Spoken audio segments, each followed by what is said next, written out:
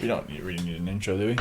No. Welcome to episode 1 of the Showing Hands podcast. Yes. I'm Dani. I am Mario. And this is going to be our butchering of an MMA show where we do kind of weekly roundup of all the news, except with a bit of crack and also the experience of a fighter. Yeah, so I've been... How long have I been training now? Jeez. Been doing jiu-jitsu a while.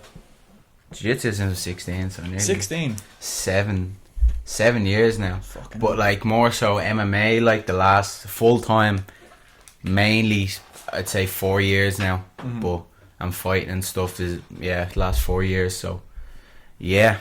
I said why not, let's get on the podcast game. Yeah, and it'd be rude not to with all the connections you have. Yeah. Getting into this, and we're going to be eventually, hopefully, getting into media as well, taking over the game. Yeah, 100%. To not use a quote of a famous Irishman. We have a lot of news to get through, and then we'll get into towards the end. I'll ask a few questions about kind of any fights you have upcoming and stuff like that. But this is the first episode. We'll probably release these every week, and then this will be on all of your favorite platforms. Spotify will be on YouTube as well, TikTok and Instagram. Yeah.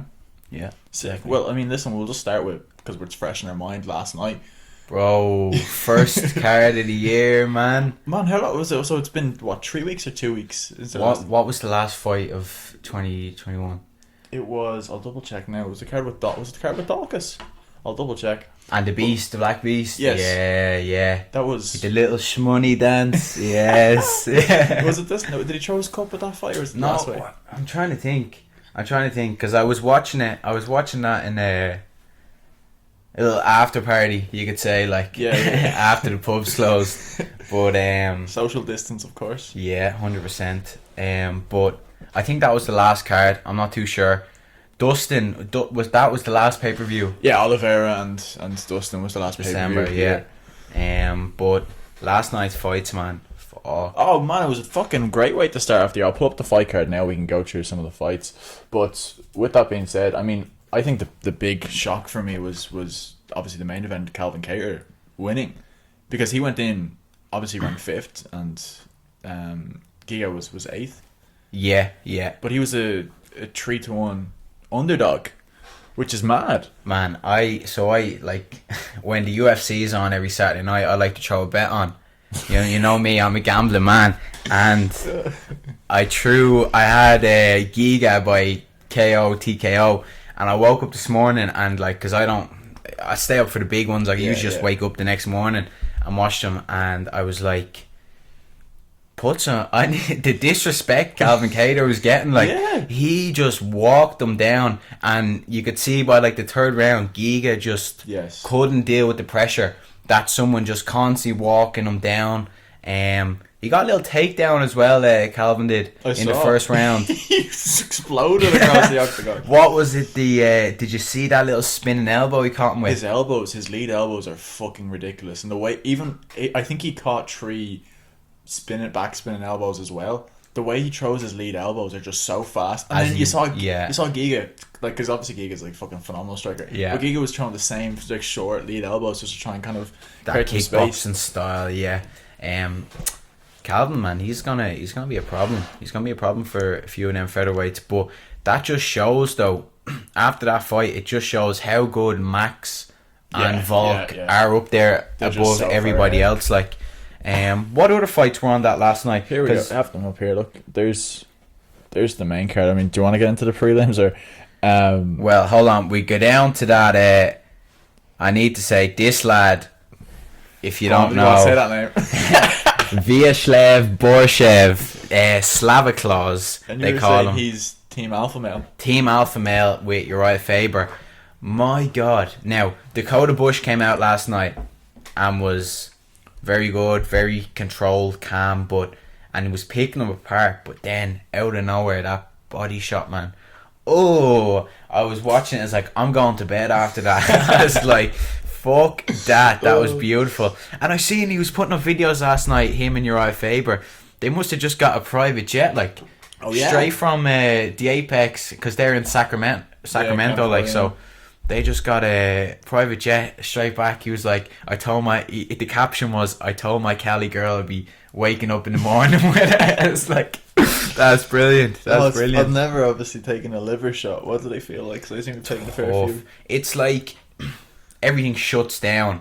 Yeah. You're just like, it zaps the energy out of you. You know, like, you're just real tense because you want to protect yourself after getting hit like that. But it's a weird pain. You'd almost rather get knocked out and because you like I assume like even Fury talks to this. If you're knocked out, you don't even remember a thing. That's it. Whereas this is pain, very pain. And last night it looked like he probably broke a rib off that shot. Like the minute it hit him, he just, you know the way there's kind of a delayed reaction sometimes. Yeah. When you get hit, dropped. He just dropped. He did. But my God, that Calvin Kattar fella. We have a new lightweight contender. I mean, he's probably going to be towards the top 15 now, right? It's only his second or third UFC fight, though, your man. Yeah, yeah. He was on the Contender Series. He came from. That's where they were saying last night. I mean, that's produced some ballers. I mean, Sean O'Malley came through the Contender. You know where he is O'Malley! O'Malley! Oh, El Snoop. They should get him on more. They should get him on more. What is these animals? He's like, I'll walk down any alley with O'Malley. Oh, I love Snoop. Sipping on the gin and juice. I love it. Yeah, because I don't know why they don't give him like a UFC card. Him, because he's also been on Rogan, so he has good chemistry with Rogan. Does. Now, look. Like, imagine putting Rogan beside him, because Rogan's going to be like a dickhead. He's like, no, that's not what happened, but you couldn't put Snoop on a give him prelims of a main card. Maybe that's not a bad idea. But I think that Contender Series is perfect for Snoop, because it's like no one cares if you fuck up in that. Like, it's just. Does Dean Thomas do the commentary there as well? Or is it just? I actually don't know who does the commentary in that. I'm not too sure who does the commentary on that. I don't think so, but they always bring Dean Thomas in for. Yeah, he was all a little thing the like analysis on the yeah. But no, to be fair, he's a tactician when I listen to him. I like. What do you think actually about the whole beef with DC and Dominic Cruz, which is DC apparently just not doing his research. Yeah, I don't know. Like, look, it is what it is, really. Like, we don't love DC because he's, like those. Like, DC is like a goofy fella. You know what I mean? Yeah. Like 100%. even when you see him and Max Scott for the daddest man on the planet. Yeah. Like, what we love DC is because he's like relatable. He's lost as well. But he's been at the pinnacle of sports. So he knows what he's talking about. But he's that funny kind of character as well. Easy going. But I don't know. Dominic Cruz, man, he just kind of takes a lot of stuff to heart. Really, like, you know what I mean? He's stuck up his own arse, but like, when it comes to a technical breakdown, he's probably the best to listen to. He is very good. Like, he's very good, phenomenal. Even like last night, he's on the card last night, and does the next fight even Chikadze. I thought unfortunately the flyweight division we were talking about this earlier is just going to be held up for probably the foreseeable until Valentina retires. Yeah, because I think really she's on a 9-fight win streak now, and obviously her last two. I think it's 11 of her last 13. She's one of the only two she's lost are Boat Nunes. Nunes and Boat Bantamweight, I think, wasn't it? What happened with Nunes though? Oh, I was so fucking happy when it's like, did she just? It was like, do you remember when Nunes fought Rousey? Yeah, deer in headlights. She didn't think she didn't. Well, with Pena, obviously she didn't think Pena was going to keep on coming forward. No, but it was like a weird. The choke wasn't on. It wasn't like. Didn't even have any hooks in. But like, that's the thing. People think you need hooks. You don't need hooks to get a choke. But I mean, like, it was barely under the chin, and then she's just like 2 seconds as well. 2 seconds tap, and I was like, she probably just wanted out of there. So it's like, man, it's sad to see if she's just giving up like that. There is a lot of pressure on her, obviously, like, because she's pressure. I mean, you saw some mad fuck put like 300 grand. Oh, you be Steven! And he was only getting like 40k back. Yeah, it was like 10 to 1 on. Like, no, fuck that. It's not worth it, man. But Joanna used to always say that that the pressure of being a champion, she doesn't want to be a champion anymore because that pressure that you walk around, and I can only imagine it. But man, that's what happened to Rose. That's why Rose was fade away from the limelight. She's like, I don't want to do fighting anymore, and Rose fell out of love with the sport. But now obviously whatever's happened with Rose is just like Pat Barry lashed it back into it. Big Pat. He's gas, he is. But I think just as well that Trevor Whitman, he's just he's got them. I like all the way he dialed up. He just has the one-on-one, and he's just he's a clinician with them, particularly what he's done with Gaethje and Usman as well. That was a great signing for Gaethje, getting Usman in there. Like, I've seen some of their footage, and they do be killing each other. But that's a great gym. Fucking Rose though. When do you say she'll fight next? Who do you think they're going to give her next? Is it Esparza, isn't it? Yeah. She has to avenge her loss. Was it Esparza she lost to? Yeah. And Esparza was the first bantamweight champ, yeah? No, sorry, strawweight even. Strawweight. Was she? Yeah, was it? I'm not even too sure. I think it was Carla Esparza. We can double check anyways. But, when it comes to that, I think Rose has just found her... Beating Zhang. Zhang looked unstoppable until she lost with that Zhang Willie head kick, man. Bro. But that was the co-main event for which... what was I can't even remember what it... It wasn't. It was on the same card as DS, and no, it was before that. That was like April last year, I think. Oh, that was last year, but I'm trying to think who was the main event for that. Rose Whaley, I'll double check. But anyways, that knockout, that head kick was crazy, bro. But getting back to, we'll finish off last night's card. Caitlin Chikadze didn't look like she was. I mean, in any. I actually missed that fight. Completely dominated Maya. I think there was. It was just three 10-8s all round, and ground control, everything. She showed striking. She showed grappling. But again, Valentina looks like she has that divisional knockdown. I was really interested in the next fight. Did you watch this Hoivel and... that was the armbar, wasn't it? That was the armbar, which looked like a tap, but it wasn't a tap. Yeah. He looked like he was going to tap. Yeah. Then he had a look up and he's like, nah, it was Mark Yeah, Smith, maybe not, yeah. Brandon Royval back in the winning column. But he was throwing some crazy things from the bottom. Like, he was like looking desperate, because to be honest, that fight could have went either way. Yeah. But again, with the flyweight people underrate the elbows from the bottom, man. Yeah, that shit is slice it up like. But we haven't really seen anyone do it as effectively as Ferguson. No, we've seen a bit of it in the McGregor and Poirier fight. Yeah, they're effective. And as well, like when I'm sparring, right, and you're in, say take someone down, you're in close guard, like when people are throwing them elbows, like now we're obviously not elbowing each other, but we're just like and it's like, oh shit, I need to watch out, like these are dangerous, like, and all it takes is one cut for the doctor to be like, that's it, like, you know what I mean, and on the top of the head. So 12-6 from the bottom are legal, right? Or is it just from the top they're illegal? 12-6, so if I'm bottom, that's legal. Just from the top they're illegal, right? Yeah, because they seen videos of like these monks basically breaking big stacks of bricks going down like that, like, But I've seen monks break those things with their flutes. Like, you know what I mean? But like, it's like, no, that's not okay. But doing everything else is okay. Yeah, literally, you can like spin and wheel kick somebody in the head. Like, and it'll never sit right with me that like that's Jones's only loss as well. The 12-6 elbows. Yeah. But did that get turned to a no contest or what? No, it's DQ. It's DQ. It's his only blemish on his record, apart from everything else he's done. Maybe not a societal record, but then we went to the co-main last night. Jake Collier against Chase Sherman. I was expecting a knockout. We had a submission. Collier looked, I mean, he was saying, I was like, you better watch out for my ground game. It's like, it looked like Sherman had nothing there. I mean, listen, from my limited experience, I don't know if you saw that, but Collier is the former truck driver. He used to make, was it him or Sherman used to make middleweight? One of them used to make middleweight. Middleweight. I think it was Sherman used to make middleweight. Jesus. Yeah, he used to make middleweight. And he said he used to cut from 235 in the post-fight press conference last night. How the fuck do you cut 235? He said he'd cut weight, like kind of like actually fat, to 205 and then cut from there. But like he'd start 6 months. What's 20 pounds in kilos? About 8 and a bit kilos, because it's 2.2, so 8.5. Like,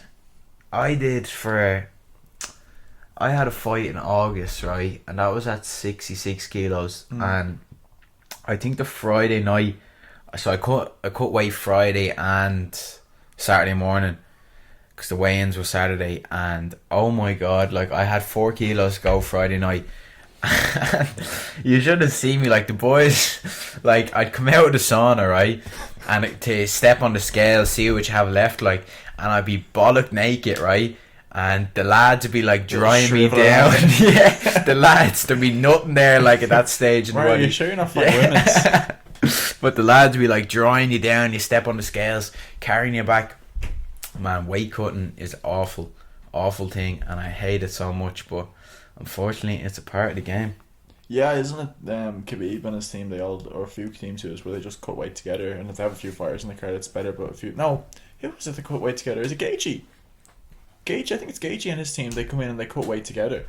I've definitely seen a few videos of Khabib and all them. Yeah, like Islam and stuff doing. Yeah, it's got little weight cuts. I mean, I assume like the biggest thing with that is like, because you know it's gonna suck. It's just having morale and support around you. Yeah, because it's gonna be shit either way. You're gonna be in pain. And as well, like, I think a bit of a weight cut's okay. Like, now obviously they're bad for you, but like, it kind of gets you in the zone, tunes you in, because like, it's like a real kind of professional thing. When you're sitting in the sauna with no water, you haven't eaten in fucking 12, 24 hours, you're like, I'm gonna fuck this lad up, like, you know what I mean? Like, this is I'm not shit. Doing this like, for nothing, like, that's it. So kind of tunes you in. It's good in a way, but some people do too much weight.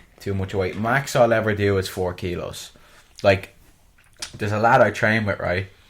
And I was like, he was making the debut on Bellator, and I go, so how much kilos you have to go? I was like, I'll probably do 7 the night before. I was like, bro, do you want to fight? Like, Jesus, you're gonna be hospitalized doing that. But like, some people are very lean, so it comes off a bit easier. Like, take like Dan Hooker, like, yeah, just he's making featherweight. My God, but he's very lean. Yeah, it's just he's very tall though. Yeah. How does he make that? Yeah, it's crazy, bro. He doesn't have much fucking fat on him at all. Not at all, like. But then you see, like, a lot of the muscular dudes can drop a lot of weight because of the water they hold in their muscle. Like, someone like Romero would drop a lot of weight. Like, he used to be, well, he's fine lighthead. Wow, he's different. It's also juice to the heels. But I don't know about Romero. I think he's just a freak specimen. Yeah, he's on the anabolic chicken, mate. The Cuban chicken. There's something in that, mate. Nah, do you know who's juicing that? Borrachina. Yeah, oh my God, Paulo Costa. No, he's on the red wine. He's on that tainted red wine. I'm sure he is. I remember watching that fight. I was at that fight live in Anaheim. The Romero and Paulo Costa. Yeah. And my God, I was like, I'm just watching a human cockfighting in here. Like, they're fucking monsters, man. Monsters, if bro. See anyone. You know, Vittori was in the arena last night. Was he? Yeah, Giga was. We're getting to the main fight now, but Giga was. When Kerr, because Kerr had 3 minutes of ground control in the first round. Yeah, that was a really smart move. Yeah, because the minute he slipped, he was like, "Oh shit, I'm taking this." Because Giga's you can just tell, he's such an anaerobic fighter, and that he's powerful, and that power's just gonna go. And you could see literally at the end of the first round, it's like his energy's just been zapped. Yeah, 100%. I could definitely see by the third round he was very tired. Yeah. And now look. Fighting is fucking. That's his first time getting past the third, isn't it? And but people don't understand, like, when it comes to like a three round fight, you're tired, like, you know what I mean. Like, the last 2 rounds are gonna be hell regardless, but the cardio it takes to do a 5-round fight is ridiculous. It's 1 round short of 2 fights, and it's like when I see these people, like, they start off the rounds, like the first round a high pace of a 5-round fight. I'm like, oh my God. You don't want to make it to the last round. There's only a few people that can keep it up. One of them is Colby. Nate Diaz doesn't seem to get tired, but he fights the same pace all the time. It was meant to keep pace with Colby. Yeah. There's not many people who can do that. But see, he finds his rhythm. He gets in that rhythm, and he can go all day at that. And you know who does it? I find the best is Petr Yan. Oh, stop! He's just. He's crazy at just how he sets that pace. You know what I mean? He takes the shots early. He's not expending too much energy. High guard, and he breaks you down bit by bit. And he seems to come into grow into the fight as well. Because I was watching him and Sanhagen. He just gets better and better each round. His striking gets more crisp. He's a computer, man. He's analysing that data. Okay, takes first few shots, and then he's breaking you down bit by bit. But Kattar won anyways last night. Yeah, nice shock. Win. I think don't count him out, and I think he said that before the fight as well. I was like, don't count me out. No, I did count him out. I did. I fell into and now this is the thing with UFC. People fall into the hype trap. And I did with Giga, but man, put some respect on Calvin's name after that. Yeah, well, Giga was pumping away. Was he 7-0 in 2.5 years? And that's in UFC. That's not to be bad either. Particularly I find the featherweight and featherweight. To be honest, they're all competitive, but featherweight is a very competitive division. And the lightweight. Yeah, most men fall between 66 and 75 kilos. So that's the average size for men. So you have a lot of competition in there. So to pick up 7-0, and to be honest, I think he had 6 first round finishes as well. It's oh shit, this is a knockout artist. But Calvin, to be fair, you could see before he got taken out the first minute the exchange and the differences in the exchanges. The sound off what Giga started throwing some of the low kicks, then he threw the teep, and then he threw the front kick. I was like, holy shit, this dude's powerful. But fair play to Calvin, got done. Showed some awesome striking. He mixed it up as well. Grappled, did everything. Yeah, I think he has to. You really have to in them 5-round fights, just to because when you're against the cage, even if you're not doing anything, if I'm pushing you against the fence, I'm winning. You know what I mean on the scorecard. So it's good in them 5-round fights. Catch your breath back, still winning the round. So I think you really need to do that instead of just bleeding, going blow for blow, kill yourself in there. But this featherweight division looks good now. What's next for Calvin, do you think? I don't know. Obviously, that's a big win last night, so I'd say it has to be next, or not next for the title, but another top contender. And see, no, say Edson. No, that wouldn't make sense. You couldn't have him fight Max again because Max dismantled him. Yeah. Ortega, has he fought Ortega? Don't think he has. That would be a fight. Yeah, that would be because they're both the thing coming off the lot. Because you have Ortega, who is a warrior. Kattar, who is a warrior. That would be a fight I'd happily pay to see. And Ortega needs to. He kind of wants to prove himself now. Unfortunately, Ortega's been in 2 wars with Volk and Holloway, and it's the same thing I feel for Kattar. It's they're just so close, but they're just not there.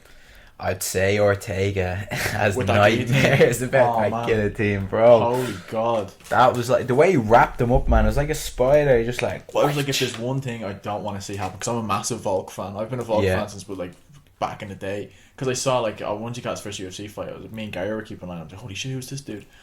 And then we're holy shit. The last thing I want to see is Ortega jump a guillotine and wrap him up like that. And I was bollocks. But he slipped out somehow, and I'm sure Ortega was and then he got caught in a triangle. I was oh no. But I love Volk. I really like Volk because he's just just a down to earth kind of guy. Bullshit. You know what I mean? Yeah, that's it.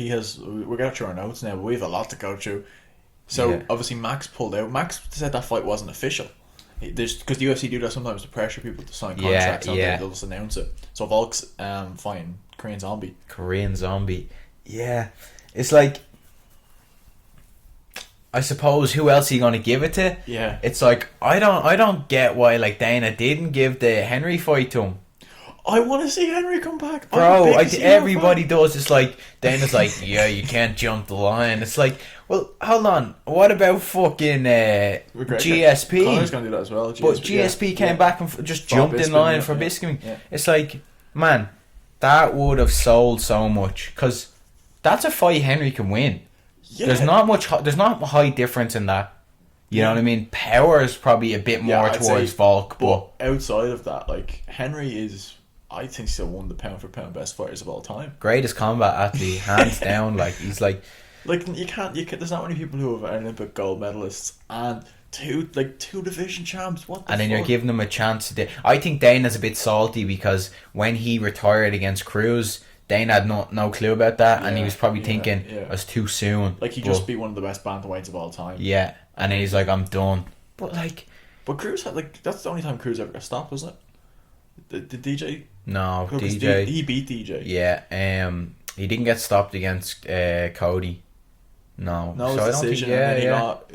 That was some knee thing caught him with though. Pseudo. Oh my god, that was bad. But Cruz isn't a small one. Like he's not. He's like kind of average size 135. Like I don't know. I think, but like the thing is with Pseudo, like you have to think. Like obviously he's an athlete, but how much has he been training? Cejudo. He trained. I know he trains.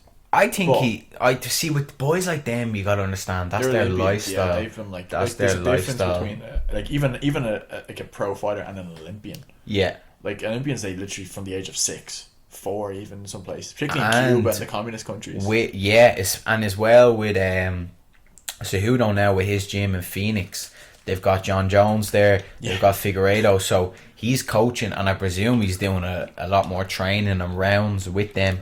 So I think Cejudo's in shape, and you wouldn't be asking for a fight against Volk if you're out of shape. You know what I mean? Yeah, because he's serious. Like to be fair to Cejudo, like, you can't make the joke. To be fair, he's made jokes about fighting Valentina. Yeah, the intergender champion. Love it. But fucking hell, yeah, I'd love to see it. But what day is that? That Francis fight's next week, is it? Yeah. So I have a bone to pick with Francis. Because obviously, as a fighter, you see the fight you see the fighter pay coming out. As a fan, you're just like, oh, they deserve more. With Francis, it's probably the first time I look at someone and go, no, he's so like. Don't get me wrong, his fighting speaks for itself. Yeah, We haven't like this. DC keeps saying like these are new era heavyweights. They're fast, they're agile, they're lean, they're just like monster specimens. But Francis can't sell a fight for shit. He can't, but it's like. Nobody cares because like we're just going to tune in to see him absolutely spark somebody. But now if he's saying what he's saying is true, that he's only making 500 600k, that's disgraceful. Yeah. For a heavyweight, that's now baddest man on the planet. People are probably thinking 500k. Think about what he's doing. Yeah, think about their gate even their gate revenue alone. 100%. Like, and the pay-per-views they're selling, but. And they've just upped the pay-per-view. I brought that down as well by a $5. So that means if they get 1 million pay-per-view buys, which they probably will, it's an extra 5 million that goes into the purse. Yeah. The UFC is going to keep that for themselves. I actually seen something now that was it's like $1,095 it costs to watch every UFC event for a year. Yeah, a year. Which is madness. Like, so it's a sport that, like, costs a bit, but yeah. Well, for some people. Yeah. Like, the guy's like, me never pay, brother. Yeah, they probably have links, I'd say, that they just get. get. Do you remember they were at some fight over in, God, it was somewhere, was it in the UAE? I think it was over in UAE, over Dubai there. And Dana was ringside with Khabib, and Khabib was streaming the fights. Oh, that was the Kevin Holland one. Was that Kevin Holland? Yeah, remember Kevin? Was that when he was like shouting at Kevin? He's like, wrestle. Yeah. And Khabib, because he kept saying, he was like, he's like, you gotta give me tips, Khabib, you gotta give me tips. And he's just like, brother, crazy, brother, fight, brother. Oh, stop. Kevin is crazy, and obviously we'll get back to the next card, but this is hilarious. Like, he started an OnlyFans to promote his, I guess, content, but it's free. It's free. Have you signed up for it? No, I haven't. Okay. It's somewhere. I'll get it for you. He's got the OnlyFans account set up already. Well, he's like, no, I'm not gonna charge people. Yeah, he said he might though eventually to do like meet and greets and stuff like that. Yeah, but he's gotten the position. Not a bad idea. It isn't a bad idea. I think fighters, like, because the OnlyFans, obviously you think of it, it's like, oh, it's just like not safe for work content. It's just like dirty content, but it does anything. There's people who do cooking videos and stuff. Yeah. So you might get a snob out in a few of them, but I'm not complaining. But yeah, he put out a rap video to announce his fight with Cowboy. I seen that. It was just funny. Like, it's so bad. It's funny. Like, it's Holland, but gets Holland talking though. No, it doesn't. I think he's smart, like good at marketing himself that way, and that's it. Someone who sells fights, like the UFC loves that. And he fights all the time, so he the UFC definitely like that. And he was saying he weighed about 190, 195 when he made middleweight. He's like, man, why the fuck am I cutting weight? Yeah, I mean, he should really fight at welterweight, shouldn't he? If he wants to make a run at a belt. Yeah, I think he's just kind of happy making them checks. Well, I saw it. Who was he? He did the grappling match a couple of weeks ago, and I watched that against. I can't remember your man's name, but it's missed me now. But to be fair to him, he held his own. He was wearing the OnlyFans thing. The Craig Jones ones. Yes. Yeah. There's actually a guy I train with that has one of them rash guards. Yeah. And I remember I was on the mat and I just seen The only fans. What rash guard do you have? Which rash guards? Yeah. There's loads of rash guards. Because is that like, but like, is there like a? Because obviously, like, I'm really into jits, but like, is that like a big thing? Like, people like pride themselves in like having like these like out there like camo fucking. Because I know every time I think of Eddie Bravo, I just think of a fucking dirty camo. Fucking, yeah. He should get like flat earth ones and all. Do you not have them? I don't know. I don't think so. You can get mad stuff like the stuff you want is the Shoyo roll. Yeah, that's the premium. That's like, yeah. Is that like what an Under Armour was like back in the day when you played fucking rugby? No, do you know what it is? Or It's the Supreme. It's like the hype. Yeah. It's the hype beast of jiu-jitsu. Everyone wants a little Shoyo roll. Like, do you know, they sell out on the website and all. You can't get them, like. Oh, yeah? Yeah, like people resell them and all. You know who I'm surprised hasn't done that yet? You know, dudes from Full Send. Yeah. I'm surprised they haven't done that, like the Noteboys. The little gi and all. Make a little gi. Yeah. It'd be alright, but you'd look like a bit of a dickhead wearing Full Send on the back of your gi. Says me in my Full Send. Yeah. But, yeah, fucking... I mean, listen, Kevin Holland, to be fair to him, if he is to make a run, it probably is welterweight. But I see, like, Oliveira is a bit of a journeyman, to be fair. He's fought plenty of times. I mean... He fought, didn't he fight Cerrone like a year or two ago? They had the cowboy versus cowboy battle. Yeah. His fight, the one fight he has against Yancy Medeiros, that was craziest fight. Yeah. Crazy fight, bro.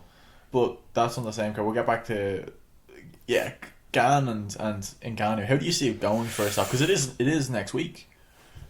I don't know, man. There's something telling me about Gan that he's just gonna do it. He's so cold. There's something in there, and he just picks them apart. I don't think he's like, he might get caught. That's the thing. If you get caught by Francis, you're fucked. But yeah, basically, like, but I don't think he will get caught. I don't know. I think they know that he has that one hit. So I think they're gonna be using a lot of kicks and teeps and a lot of circling away. Yeah, footwork. What them little kicks, the little oblique kicks. Yeah. I think they could be a big factor in that fight. But yeah, man.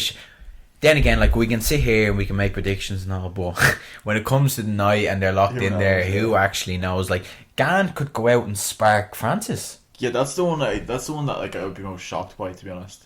If he done that, yeah. But like, he has power. He has power to do it. Yeah, well, I mean, but like, to be fair, whenever Lewis loses, he seems to literally fold.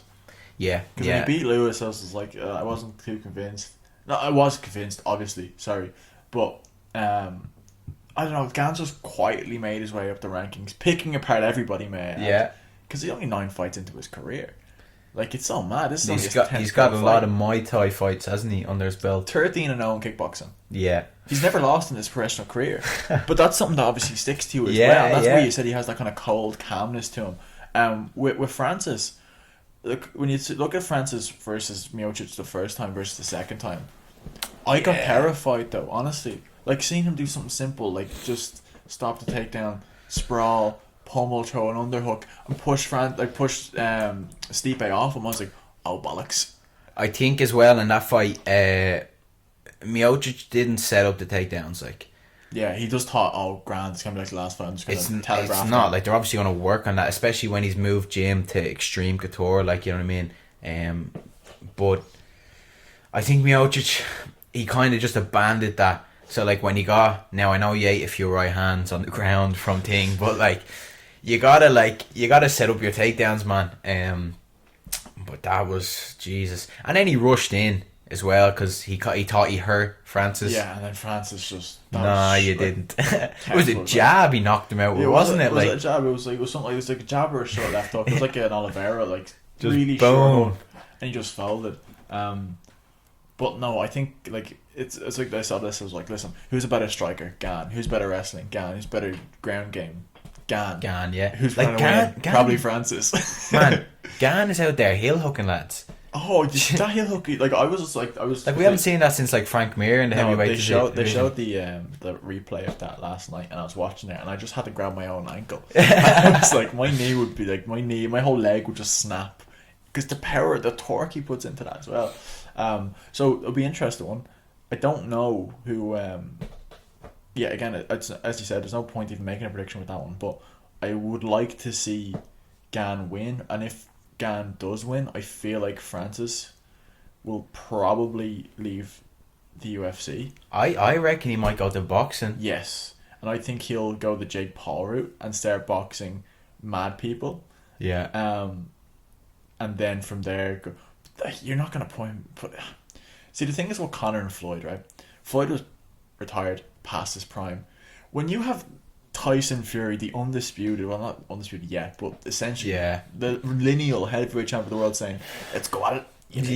It's a bit like, I don't think you should get in a ring with Tyson Fury. In a ring now, he shouldn't get in a ring. No, but it's a lose-lose. They could do a triad combat thing. Yeah, that would be a bad idea. MMA. Who knows what is... Because Tyson was training a little bit. And with Darren Till, I've seen that. But I don't know where he could go after it, man. If he wins, especially even if he wins, though, where's he going to go after? Because unless the UFC pay him what he wants, it's like... But the thing is as well, like, he's like, oh, I'm broke, brother. Yeah. It's like, I know, I hate saying this, but there is an you're onus broke. like, I'd say you're probably fucking handing out cash in Cameroon. Yeah, like, but to be honest, like, obviously, like, fair play if he 8 is, years ago he was homeless. Something like, Yeah. Jesus, fair play to him.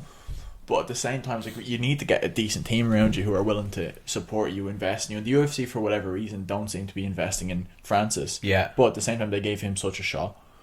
And look what happened. They did let him skip the line a little bit for the title fight. And as well, the UFC kind of said that Francis doesn't have good people around them, like communicating the contract terms, obviously. So I don't know, man. I think so much money involved in it. Because he's good mates with Usman. Get in there with Ali. Yeah. Just get in there with Ali. Just because that's an easy ride. Let Ali take his cut, but you'll literally be a superstar. Because Usman is now the pound for pound. Like, and he doesn't even have a personality. Usman, sorry. He has like 7 of them. Yeah. One day he's Marty, one day he's fucking Marty Juiceman. No, but like, what I don't like about Usman is like, he's, like you said, he has 7 personalities. Like, one day he'll be like, yeah, I'm from the hood, yeah, we made it, blah, blah, blah. Next day he's like this perfect role model, entrepreneur kind of guy. It's like, dude.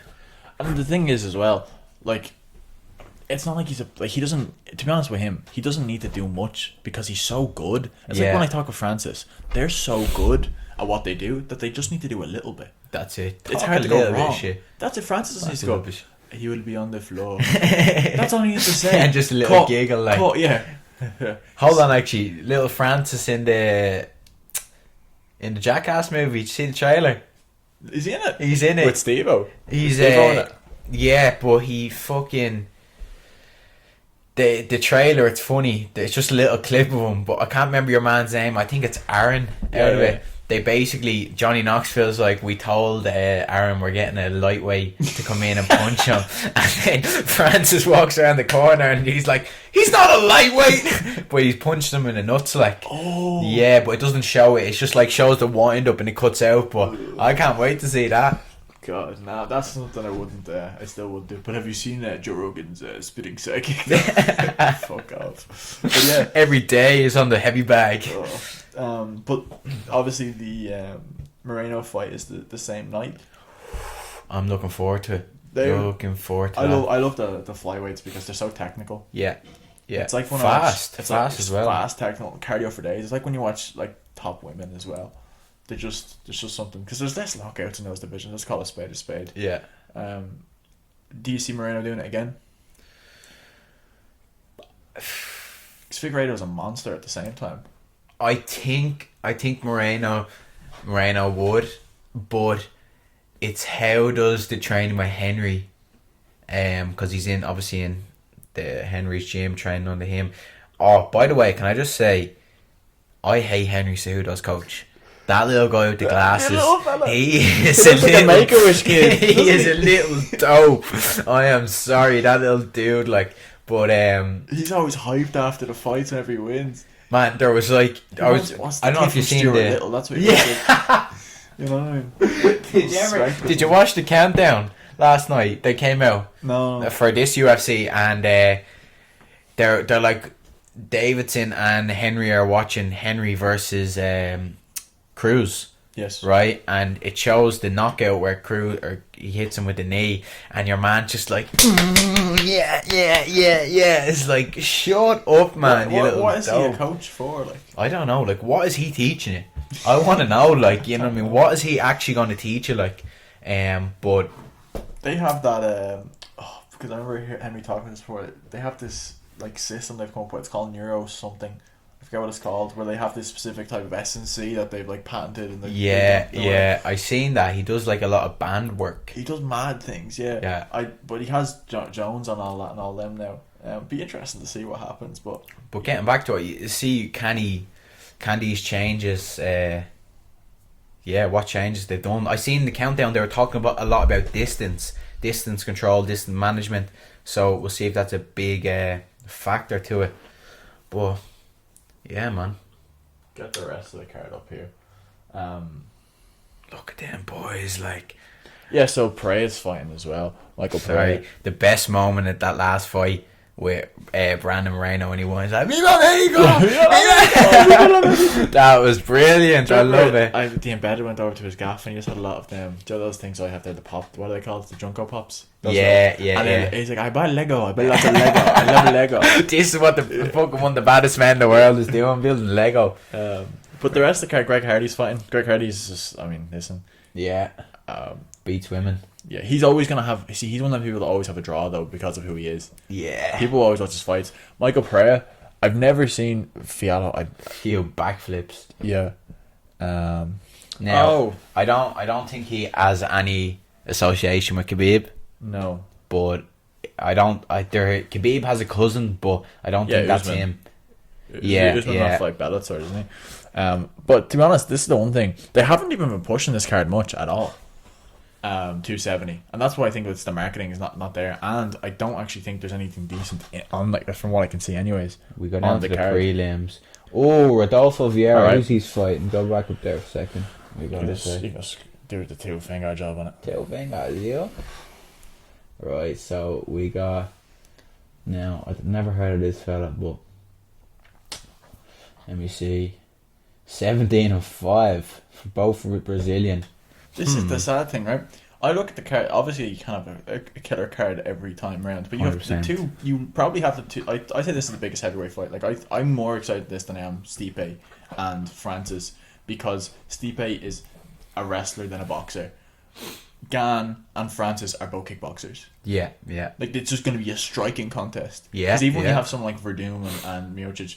Verdum is like a technician on the ground. Imagine Gane just went in and absolutely hit hooked him. It fucking rolls. Takes the legs from I think it's a smart idea. If Gane is just going in there to like win this fight round by round, I think it's a good thing to throw in some wrestling, tire him out, like, you know what I mean, and put him on the back foot. But now the cunt's eating like fucking cardboard. You want to see? He's like, I have my nutrition on point. Who?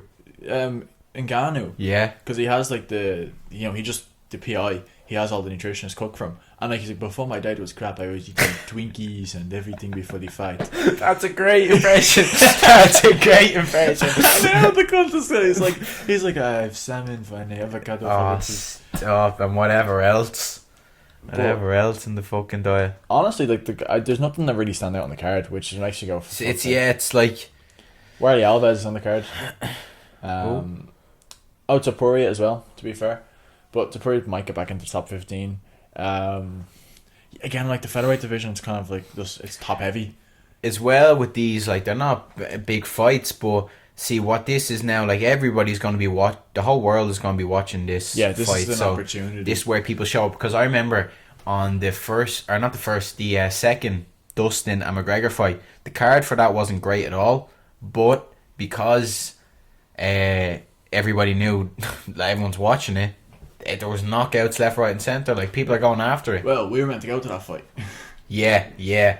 Until fucking Abu Dhabi we had fucked a ticket us over. Sorted. Or like, this is amazing. We're going over. Like, oh, come on, we go over. Yeah. Middle of pandemic. Yeah, it'd be grand. Go over to Abu Dhabi, and then like literally a day later, they changed the quarantine rules, so we had to. Thank God we sold the tickets. Yeah, it was handy out. Like, what they basically, the day after we bought the tickets, they said you now have to quarantine for 2 weeks when you get there before you can leave the hotel. We were planning on go in and out like. Yeah, literally, we just thought negative test, we fly in, not bother like. No. Oh mate, that's happened to me so many times. I'm glad. I would love to go over, but like, thank God. Lost, yeah. And he got sparked. He got sparked. He got KO'd, man. My God, Still that was bad. I just always think of the little chain Jake Paul got. The other one he gifted Poirier. Oh man, that was like whatever about Jake Paul. He does have some funny things. He does do some funny things. That was great. He dropped 100k on that just to give 100k. Like where? They have so much money. But like, even if you have 10, 15 million sitting in the bank, like to throw 100k away on the. I know, but think like for 100k, that's an investment in his publicity. Yeah, true. Actually, like, think of how many shares, how many people are looking at that. Yeah, not bad. Yeah, because that's all I think about constantly, likes, shares, engagement, stuff like that. Like you ever see the dudes in the now like full send talk with that? They're like, man, our whole life, like there's no harder social media team. And then Kyle's like, that's right, eh? Yeah, hey bud. But still a little bit to get you. I guess you put this down. Chad Mendes makes his bare knuckle debut. Yeah, I seen that. Do you know who he's fighting? No idea. I have no idea about anybody in bare knuckle, but I don't watch it. The only fight I saw was Lobov and Malinagi. Yeah, that was a good fight because Lobov I actually got the follow off Artem there. Yeah, shout out the Russian Hammer.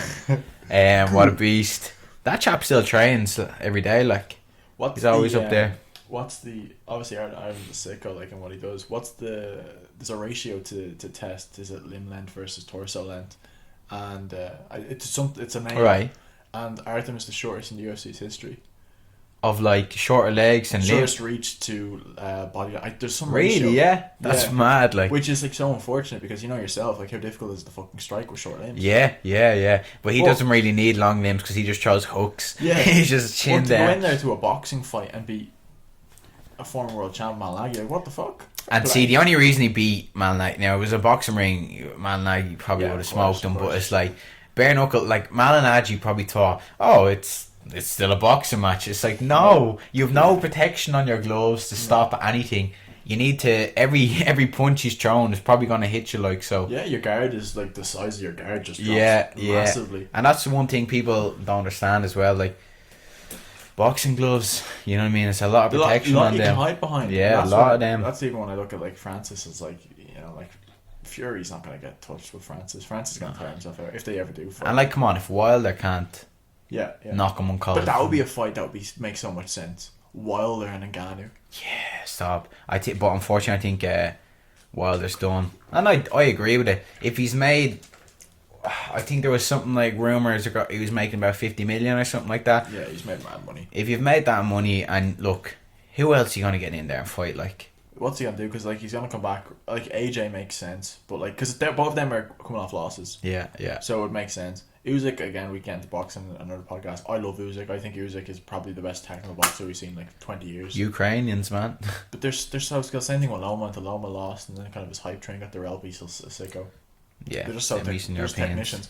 What else we have so Chad Mendes, and then also I think Jorge Mendes Masvidal's promotion is now going to be on the Fight Pass. Really? Yes. What's the name of that again? That's something I forget the name. BMF or something. I wouldn't be surprised. Masvidal, I'll look it up now. His promotion. But I'm actually just going back to Chad Mendes. I'm really looking forward to that because have you seen him on the pads lately? No, but he's always been explosive, is he? Like, he is looking sharp on them pads. He's on the carnivore diet, actually, isn't he? Yeah. The Paul Saladino diet. Yeah, I love a bit of Paul, because George's on that as well. Yeah. I tried it for a bit, man, but it's like, it is good. I got 2 weeks on it, because I'm just weak, and I can't stick to the... just stick to that diet all the time. I don't know about you, but give me a bit of pasta. Bit of pasta there. Like, there's always a bit of pasta in the pot at home, like... There you go, Icon FC. Icon FC, okay. So it's gonna Icon FC, like a fighting club. I just think a football club. Yeah. Debuts on January 21st. Interesting. And is this all bare knuckle Icon, or because I know Gamebred, he had Gamebred MMA. Is this all? It's interesting that he pair with them. You know what I mean? Because it's a smart move, obviously for Jorge. But like someone like, for example, Khabib, Dana's not gonna partner with him anytime soon. No, the Eagle FC. Yeah, but they're not fighting. They're not allowing women to fight. Not that they're not allowing. They just don't think the market's there. No ring girls. Yeah, which is going to be very halal, isn't it? Yeah. They should call it halal FC. Assalamu alaikum, brother. Alaikum salam. I don't know. Yeah. The little Hasbula, yeah. He's riding in. I mean, other than that, what do we got? We got Hooker returned to featherweight. I mean, as we talked about, that's a massive weight drop. I think he weighs like 180, 185. Yeah. Arnold Allen, good test from him. That's gonna be what Marshall. Again, that's not announced yet, but he's saying it's done. And then we have you talk me through this. Hawani and I don't know what it stemmed from, man. The aerial, and so if you don't know, Ariel Hawani and absolutely ripped the whole of Dylan Dennis. I don't know where it came from. It was do you know what I was watching a couple of weeks ago. I don't know if this is probably where it comes from. Dennis was on. And he was like, "You're the biggest troll." Like Harwani's like, "Why do you keep trolling everyone?" I was like, "Who have you?" I couldn't even remember off the top of my head the last names I fought. And then he just kept laying in. He just kept slagging him. I seen them tweets, and he was like, "Well," I was like, "Were you not cool?" Yeah, you know what I mean? Because like, to be fair, like Dennis has no name outside of Connor, and it's like using Jake Paul for a bit of clout. Yeah. Now look, Obviously, he's well known in the jiu-jitsu world, but he needs to fight. But then again, that cowboy fight, that camp that McGregor had, I think he tore his knee in that bad. But that was 2 years ago. So it's like, surely recovery can't be taking that long to get a fight. You know what I mean? Yeah, like that's the thing. Like he got tapped out by Paul Black. That was it. Like what's a mole cop? That's what I think. The big bouncer. It was so funny because the bouncer had him and he's on his back and he's like, "Oh, God, just get off me. Man, I'm sorry if like a bouncer ever got me back. I'm going to sleep. Like I'm not tapping to a bouncer. There's no like, medical suspension. You know what I mean? Yeah, there's no medical suspension. So who gives a fuck? Like you can't be seen tapping. She's like, "Oh, my knee was at me." But like, fight the hooks, bro. Fight the hooks. I don't know the name. I honestly don't know the names of any of either of the dudes he fought. Like I couldn't tell you. No, me neither. They were. But then he wants to jump the gun. He said he wants. Oh, I'll take Usman. God, that's another delusion. But see, this is just all troll, you know. But he does it well, to be fair. He does. He won't. He'll never beat them guys at the moment. Now, look, we haven't seen him in a while. If he gets a hold of you, like this is the scary thing is, right? Dennis will pull guard and submit you. Like that's the thing. Like if he gets a hold of you, he can't fucking do damage to you. Kind of like Ryan Hall in that regard. But these guys are kind of the guys at the top are just so experienced to be able to game plan against that kind of stuff, you know? Yeah, because it's even like Ryan who did Hall fight 2 fights ago? Because like you take someone like Ryan Hall, who's again just a magician, the heel merchant. Was it your man Topuria? Give me a sec. Same thing, like because now to be fair to Dennis comes out striking. Hall will just roll in, keep going. You're like, what are you watching? Was it Topuria he fought? Yeah, it was. He fought Topuria. This was on 264. Why was I watching that? What did 264 headline? Who's headline 264? Oh, that's why I was watching it. It was Poirier McGregor 3. After those 263. But what happened was he just every time he was trying to run in and pull guard, he just got once he passed into side and just postured up. He was in half guard, right, and just start hammering. So yeah, I don't know.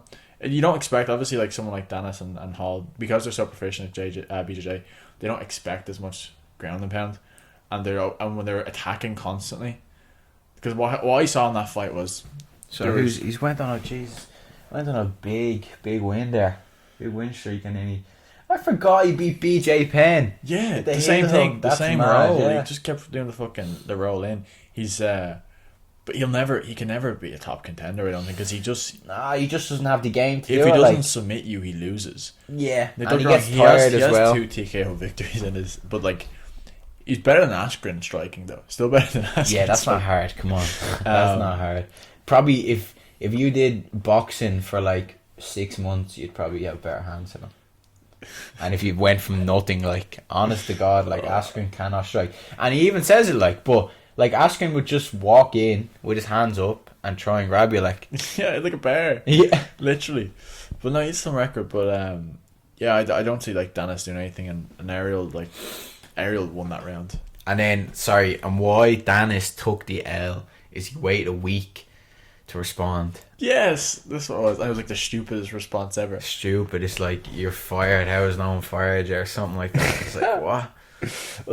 Last thing, Jorge and Colby has been finally made, and apparently Edwards is actually getting the title fight now, as per Dana. But that's 2-7-2. I'm glad from him. Well, what's he on, a 9-10 fight win streak? Yeah, he's on something stupid. Like, I don't know how he hasn't got it sooner, to be honest with him. Like, maybe because of the last round, but not even that. I think if he had came back and sparked Bilal Muhammad, but obviously that went because of the eye poke, wasn't it? Yeah. So to be fair to Bilal, kind of set him back. I think Bilal could be in with a title shot as well. It was a good win over Wonderboy. But well, nobody's kept Wonderboy down like that. Yeah. Like, even Woodley couldn't keep him down for that long. Maul him. But I think Wonderboy's also.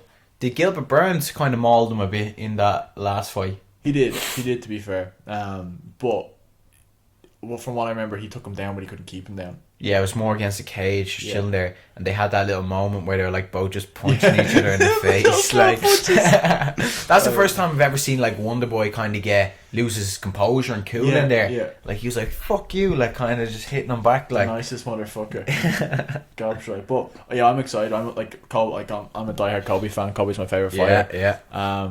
Just so many reasons. He's like he's intentionally plays a troll. He's a WWE character. Like, his whole story, if you haven't ever seen his story, go like kind of, if you're listening to this and you're like, oh, what, like, I thought Hobby's a dickhead. Like, his whole story is that he's going to get cut by the roster, and then he goes and beats Damian Maia and like basically tries to like threatens the Brazilians, which you don't do. They're crazy bastards.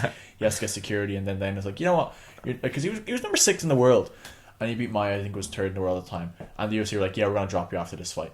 So then he had to just it's like, change. Like, don't get wrong, I credit him, man, and some people are like, that's like, stick true to your guns. It's like, no, man, like, if he's making like 20,000 30k a fight, like at that level, like say he's making 20 to 40k a fight, he's not making any bonuses, right? Like, that's disgraceful. And then and he didn't have any sponsorships at the time. This is before you got to pay your coaches and all, and whatever. What like taking home nothing, like half, like, and after tax as well. It's like, and now look at him. Now I know he's fucking walking around paying all them models and all, but it's my like bookie, my bookie AG. But it's like Kobe. He's walking around making $500,000 kind of job and now. You know, pay-per-views like Usman, like he brought in that with Usman, because if Usman fights, I mean, who's Usman gonna fight now? Edwards, right? But then in line they probably have Luque versus Muhammad. That's probably the other fight they'll make. To be honest, I don't see like that being like a massive pay-per-view draw. Which Usman versus Edwards. Don't get me wrong. It would maybe. I don't know. Like, you know what I mean? I won't get too more excited. I think Jorge and Colby is gonna do massive numbers, because Jorge is like one of those people that, well, it's the feud they have. And the feud they have. And it's a real feud. This is probably the first time with Colby is like, it's a real feud. They dislike each other. So be interesting to see where that goes, and that's gonna. How do you think it goes? Yeah, it depends on how it goes. Like, if because Colby can out wrestle him, but Jorge's, I think, to be honest, Jorge's only lost twice in the past couple of years. People forget that, and they're both to Usman, which isn't anything to be like ashamed of. Yeah. And Colby's the same. The last 2 losses are both to Usman. It's just Outside of that, because how like Colby, it's so close. Them fights are so close with him and Usman. Yeah, I still think Colby could have taken the last fight. The previous one, the second one. Yeah. 100%. I think the first 2 rounds. He got him down. Little voice crack. But the last 3, I give to Colby. But again, I'm biased. I'm such a fucking Colby fan. Yeah. The pace he keeps up, the way he switches it up. What he did to Robbie Lawler was disgusting. Yeah.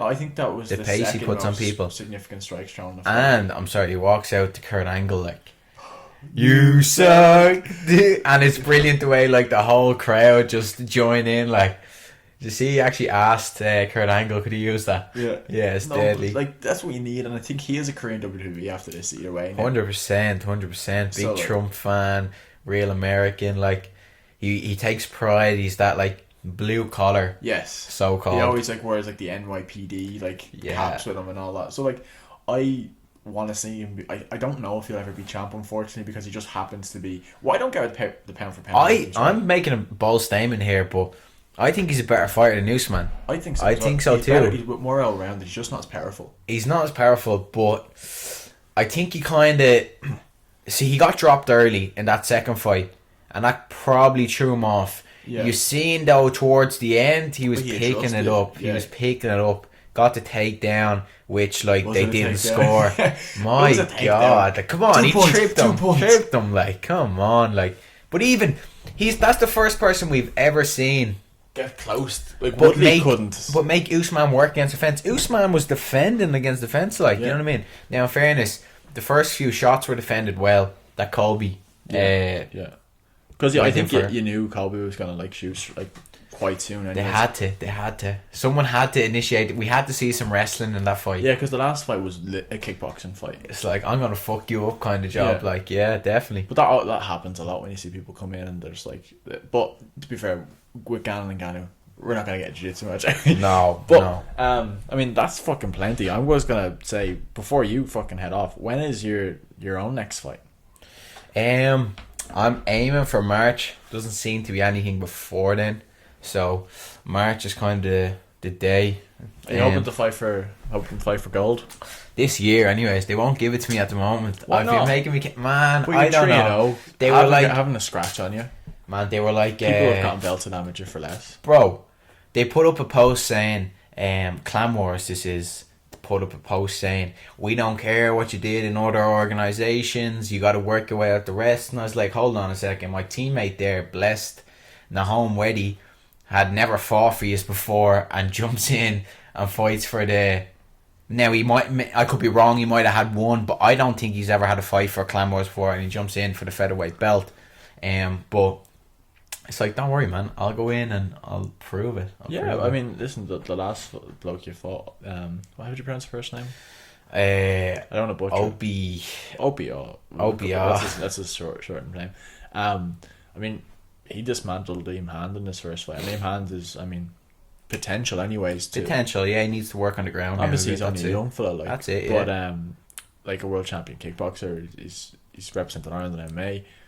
I mean, he called frankly dismantled him over the 3 rounds, and then you went in and did the exact same to him. Yeah, I just think, look, if I was a pro, right, you'd be like, here he needs a bit more there, but it's like it's amateur, it's amateur, man. And I'm walking in, look at my last 3 fights. Nobody has. I haven't lost a round. I haven't lost anything. Nobody's touched me. Kind of. So it's like, you don't see 10-8s in amateur. There was a 10-8. Yeah, there was a 10-8. He was calling it the scorecard, and I was like, what? 26? 26. 30-26. There's a 10-8 in there. What the fuck? You don't see that in amateur. No, you don't. So, yeah, I mean, next fight hopefully then in March. Are you hoping? Yeah. I'm aiming for 4 this year. 4? It's a big ask. I mean, if you stay injury free, please God, touch wood. Injury free, of course. That's the main thing. Then you're good to go. Yeah, so that's the plan. Get in there anyways. 4 fights this year. See how I feel next year, and then start working towards the pro ranks. Yeah, that's the 2023 then, you think, or 2024? Yeah, it might be 20. It could be 2024. It might be end of 2023, but definitely around that time frame. I'm going to try to jump in. Then again, I have to ask my coaches and how I'm feeling. But you're working with some of the best in that. Yeah, anyways. 100%. But I think also because listen, I'm pro Ireland when it comes to MMA. It's nice to see Dean Barry get his UFC contract. Yeah, and actually I found out because we were talking about this. Dean Barry, basically, if you don't know him, signed for the UFC. Remember that contract I was saying that you could only fight that one guy, Mike Brown or Mike Jackson, wasn't it? Is that the dude? Was it Mike Jackson? So basically that was the contract, and then Mike Jackson wouldn't fight him, right? So this is the same dude who fought and the UFC basically only sign people that have kind of had 5 fights because they don't really get allowed by the athletic commission. So that's why, the Contender Series, they bring on people that are 3-1 or 4-0. They get that win, boom, they can sign to UFC. So I think after he won that fight, the last fight there, he went 5-0, so they give him that multi-fight deal. But yeah, man, looking forward to it. See how he does. See what he's improved on. What's under welterweight, right? He's welterweight. I hope he fights at lightweight. I think he's because he doesn't look as big as someone like Ian Gary is a lot bigger. Ian Gary fights welterweight, isn't he? Yeah, but Ian Gary's 6'3". I don't think Dean's that high. No. I think for like the lower pro ranks, you can kind of go up a level because in weight, but definitely have to go down a bit in the UFC because you're gonna get boys like. Of course, for example, people are gonna cut mad weight. Like I know lightweights, so lightweight is 70 kg. Like I know boys start walking around 81, 82. Like look at Mike Chandler, he's at least 85 kilos. Yeah. He's huge. Like, he is big. Like, he's a big boy. Like so you're competing with that, but we won't have to worry about that for yourself anyways for 2 years. You'll make featherweight one day, man. It'll be fighting bantamweight before you know it. Yeah, stuff. I chop off me Mickey or something like. We'll get a rolling. Chop off the Mickey. What Mickey? But yeah, that's a little recap for this week. I'll tell you what. Is there anything else you want to go through? Last thing I asked is Jan and Aljo. Aljo, yeah. It's stupid. So like that was meant to. It says because of vax. Yeah. So what happened was Aljo came out and tweeted and said we can't fight because Jan isn't vaccinated, but they moved the fight forward a couple of weeks. What difference would that make? Yeah. We still wouldn't be vaccinated. You know what I mean? So, but then Yannick was like, "Brother, I am vaccinated. don't you are such a liar." But I just want to see Aljamain Sterling knocked out. There, I said I want to see him out cold. No illegal knee, a legal knee, hopefully. Man, I think the whole community does because the way he handled the last one, like you can't call yourself the champ. Like he's there, he's like throwing the belt on the floor, saying he's not the champ. And after then that, next day with his family at the party, he's like, "Yeah, I'm the champ." Like, no, you're not. You got sparked. Now, you got sparked. It was now. I think it was uncalled for what Jan done. It was illegal. 100%. You should have known it was illegal. But that's just, you take that as this is your ticket for a rematch. Yeah. You know what I mean? And you were getting bet, so count yourself lucky. You know what I mean? You were getting slaughtered. Part of him would have hoped Jan lost to Sanhagen. Yeah. Unfortunately not. Jan's too good, man. Yeah, Jan's best striker. I think even Poirier said that. Best boxer in the UFC. Piotr Jan. Yeah, did you see he has an Irish coach. His boxing coach is Irish, yeah, because I've seen the embedded before. He's like, he's from Northern Ireland. He's like, Piotr Jan is he's a great boxer. He's a great boxer, fucking. But apparently he's over in that AKA, or not AKA, Tiger Muay Thai. Yeah, Tiger. Yeah. Interesting. But yeah, they're producing sickos, and I just can't wait for Jan to destroy Aljo. 100%. Well, firstly, this is obviously the first episode. Massive year of MMA. Massive year. Got big for yourself as well. Yeah. So we're excited. I'm looking forward to this. So we'll be doing this every week. Just fucking coming on, talking a bit of shit. Talking shit, shooting shit, and also having our guests on as well. I think even this one would have to be stupid to not mention it, because it's always fun whenever I see it in there, and obviously I assume it is for yourself. Maybe not for your head the next day, but getting into spar some pro fighters. Like, obviously you're sparring pros every day, but you know you're sparring with Peter the other day. It's not every day you get to spar with someone who's fighting for a world title, like. And people, these are veterans, like, essentially. You know what I mean? They're fighting in front of sold out crowds, sold out arenas, so they're just, you're learning so much from them, you know, just being in there with them. Well, we'll leave it there for this week. Yeah, definitely, man. That was good. Like, this will be a good now. Throw this on, just fucking. You want to hear a bit of shy talk about MMA every week? Yeah, and if you haven't a skew about MMA as well, because I'm kind of in the position where I just have an interest in MMA. I don't know a lot, but I learn from you as well. I learn from watching. If you want to learn something as well, actually, I guess this is a good question to ask. If you're someone who wanted to get into MMA, I'll ask it in two, and you can answer it in two. This could be good clips even. If you were someone who wanted to start watching MMA, that's probably easier because more people want to watch it than actually start it. How would you recommend getting into it? Where to watch it? Yeah, like how to actually get to it where you're like, you know, because, you know, like what would you, like if you were to go back again, say you were in a position where you hadn't a clue about MMA, but you wanted to learn. If you could go back. See, for me it was easier watching MMA. Well, for me it was easier back in the day because when I was doing jiu-jitsu, it was like, you know, people were like talking about MMA, so, and then you wanted to give it a shot, like, and watch it. So they had Fight Pass back in the day. They still have it now. But I think that's the best thing, to go back and just watch it. But see, it was back then in like, must have been 2013, 14. If even then, yeah. Yeah, where you could buy the pay-per-views on thing. Now they have to deal with BT Sports, so you need BT to watch the UFC, or you can get Fight Pass and wait a couple days or weeks to watch the events. But I could literally watch it live or watch it the next morning, and that was deadly. Like, so, but I think because Fight Pass was $10, 15 a month? €10 a month. 10 a month. 10 a month. And you go got back and watch everything. Everything. What podcast would you listen to? Apart from this, obviously. For MMA. Yeah. It's hard to say, man. Do you know what? Like, I don't really know what one's out there. I know Let's there's go for Ariel. yeah, probably Ariel is the best one. That one where he gets all the guests on a Monday, and then he does another one now on the nose where they ask some nose on him.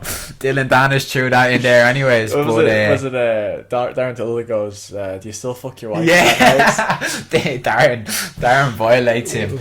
But there's also the one with Big John McCarthy and Josh Thompson. Yes, that's a good one. That's a good one. And then Tim and Sean O'Malley. Tim and Sean O'Malley, another great one. Yeah. Where they talk about they talk about mad shit though.